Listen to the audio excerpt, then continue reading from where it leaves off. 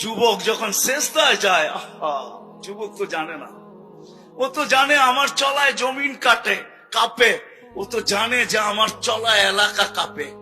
হায়, ও জানে না ওর সেজদায় যে আরশ কাঁপে, এটাও জানে না। যদি জানতো তো এলাকা কাঁপাইতো না, যদি জানতো তো জমিন কাঁপাইতো না, ও সেজদা দিতে থাকতো আর আরশকে কাঁপাইতে থাকতো। যুবকের সেজদায় আরশ কাঁপে, আরশ। যুবক যখন সেজদায় পড়ে তো আল্লাহ ফেরেশতা, নাইলে এই হাদিস কোনোদিন আসতো না। আল্লাহ ফেরেশতাকে বলে, উনজুর ইলা শাব মাযা ইয়াফআল, যুবকের দিকে তাকাতো কি করে, আল্লাহ জানেন।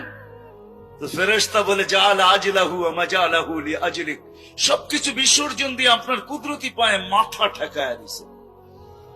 তা আল্লাহ বলে, হাযা আবদি হাক্কা, এ আমার পারফেক্ট বান্দা, ইন্নী উবাহি বিহিল মালাইকা, তোমাদের উপরে আমি একে নিয়ে গৌরব করি। যখন সেজদায় চিৎকার দেয় সুবহানা রাব্বিয়াল আলা, আল্লাহ বলে, সাব্বাহতানি সাব্বাহতুক, তুই আমাকে পবিত্র বললি, যাহ তুই পবিত্র, তোর গুনাহ মাফ, সেজদার থেকে উঠার আগে মাফ।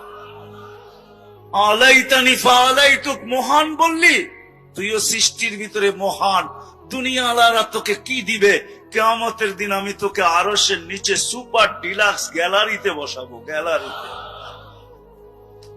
সুপার ডিলাক্স গ্যালারি বোঝেন? 7 জনের ভিতরে একজন ওই যুবক যে যৌবন আল্লাহর সাথে বিনিময় করে।